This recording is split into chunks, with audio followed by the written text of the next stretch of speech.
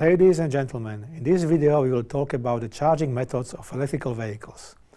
We all know that there is a battery pack inside the electric vehicle and it needs to be charged from the time to time. There are various ways to charge it. The three common ways are listed below.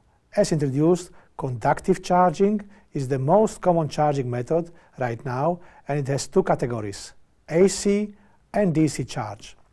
The users have their flexibility of choosing where to charge, at home, at the workplace, or the public charging station. The inductive charging has already existed, but still not standardized yet. And the third method is the battery swap. We will introduce them one by one in this lecture. One of the conductive charging methods is AC charging, which you may already be familiar with. The advantage of this charger is that the battery can be recharged anywhere where there is a standard electrical outlet. It can be easily communicate with the battery management system, BMS, thanks to the internal wiring network. This effect leads to a higher performance and lower cost. On the other hand, this solution is suitable to the plug-in hybrid electric vehicle application in which the specific energy is lower. However, the AC power has to be converted into the DC power in the car, and there is a limitation of the power output. That is because of the size and weight restrictions on the onboard charger, and normally AC charge needs relatively long time. Another category of conductive charging method is DC charging. This solution is suitable for high power designs, and the power output of the fast chargers is limited only by the ability of the batteries to accept the charge. The charging time of fast charger is less than 1 hour. The benefits of DC charge are it can be designed with either a high or low charging rate, and it is not limited in its weight and size. Off-board chargers are located outside of the vehicle, and this setup provides more flexibility in terms of the power that can be delivered. Also, DC charge with high power requests less charging times. Nevertheless, DC charging requests higher investment for installation compared to AC charging, and you could access the DC charge port only at the public charging stations. In order to have a safe and reliable DC charging service, there are some challenges which needs to be overcome. First is the adverse impact on power system, harmonic contamination and high current demand superimposing on peak hours. Second is the availability of this method, which is restricted due to the limitations with the supply network.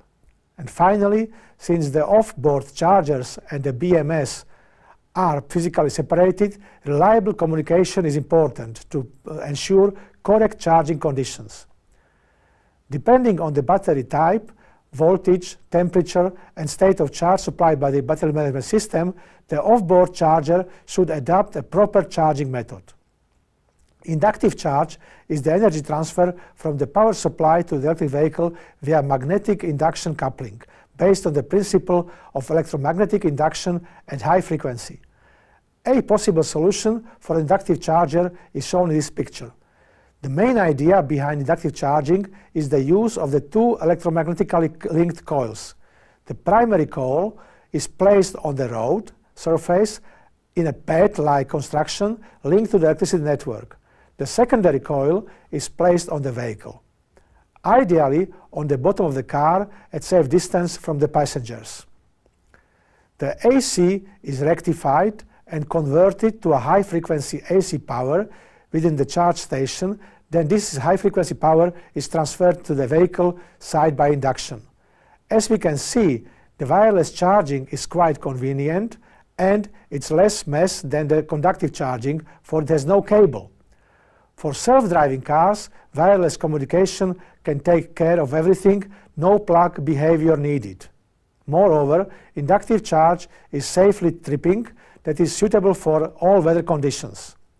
Of course, there are also many disadvantages like high investment, limited space and weight of charge pads, limited misalignment tolerance, inevitable induction loss, and the risk exposure of individuals at radiation. There is another way to charge a car wirelessly, the dynamic charging, which is similar to static inductive charging, where the energy transfer from the charger to the car is through magnetic induction coupling. In practical terms, coils connected to electric cables which used to provide the power are buried in the road.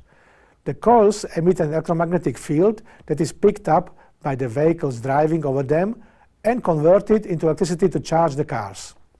There are quite a lot of advantages of dynamic inductive charging, for example, low stand-in charging time for customers, lower depth of discharge, which is leading to a longer battery lifetime because the car can be charged regularly. Battery size can be smaller, also because the battery can be charged regularly on the road.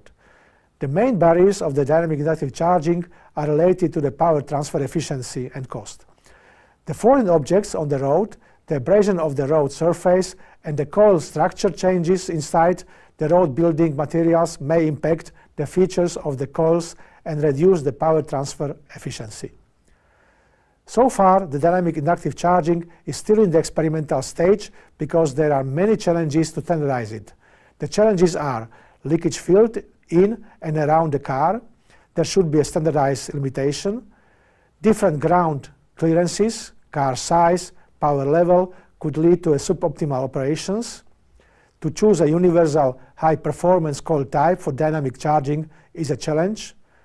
Real-time coil misalignment is hard to estimate for all different types of car, but this is important for optimal control. Hence, we are still on the way to the commercial available dynamic inductive charging. The third method we are going to introduce is battery swap. The battery swap works on the basis of a switching out of depleted battery and replacing the same with a full battery. The process involves driving into the battery switching bay, and an automated process will position the vehicle switch out of the battery and replace it with a fully charged battery. The depleted batteries are charged in the station for later deployment. The benefits of battery swap is obvious that there is no range anxiety, quick and easy like refill of your tank. This approach has seemingly quite some advantages over other charging technology, but to get market acceptance is a challenge. The main reasons are the following reasons. First, the requirement of standardized battery interface across multiple car manufacturers. Second, consumer acceptance of not owning the battery and having to change the vehicle battery. Third, to monetize the battery usage, there should be a foolproof way to estimate the battery state of the health to check for its usage pattern. And the fourth challenge is from the safety perspective. The electrical connection between the battery and the vehicle carries a very high current, and it is this connection that would need to be made and broken each time the battery is exchanged. At best, it will cause wear and degradation at the key link between the two components. At worst, it has the potential to cause a massive discharge with all the consequences that might ensue. As a conclusion, there is still a long way to go to charge the battery more convenient, more efficient, stable, and economical.